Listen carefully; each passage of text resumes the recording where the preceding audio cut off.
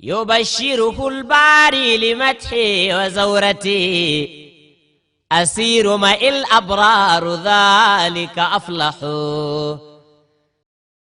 أعوذ بالله من الشيطان الرجيم. بسم الله الرحمن الرحيم، والصلاة والسلام على رسول الله مولانا برهام ibn Abdullah.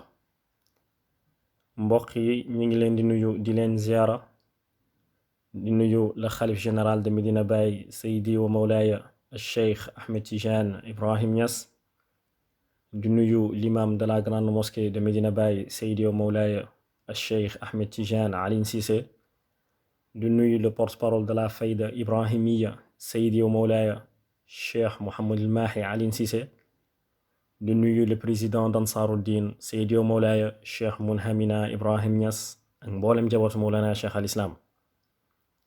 mbokk yi ñu ngi ñëwaat ak yéen ci suñu chaîne YouTube bi nga xamante ne mooy Barham Vision. tey nag ñu fas yéene jël suñu ñetteelu dars. Mawlana Cheikh al Islam mi ngi naan: nasihatun minni ila ikhwani faltumsiku tariqata tijani. This book is an advice for you, my brothers.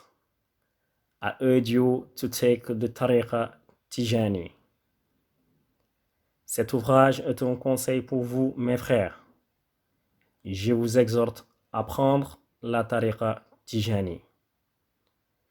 mbokk yi abal faydu Tijani Mawlana Cheikh al Islam mu ne: nasihatun lii kat ab laaye biir la, minni bu bàyyeekoo ci man baay, ilaa ixwaani jëm ci samay mbokk.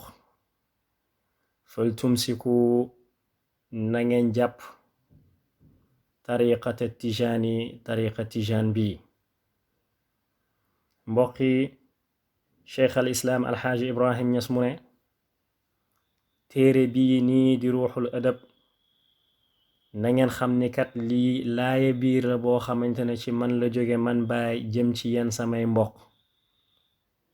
li ma leen di laaye biir mooy na ngeen jàpp ci tariqa Tijan bi.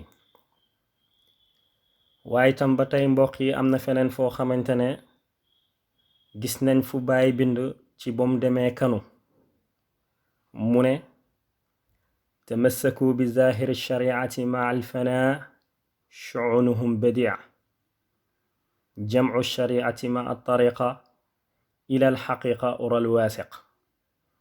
mu ne kat man baay bi ma demee Kano gis naa fa ñoo xamante ne dañoo jàpp ci tariqa Tijan bu leer naññ bii, waaye tam ñi ànd ak jeex taq ci yàlla. mu ne waa Kano kat dañoo boole sharia ak tariqa ba pare nag ñi jëm ci xaqiqa bi nga xamante ne mooy buum bay aji dëgër. mbokk yi lii moo nekkoon dars bi ñu war a jël tey.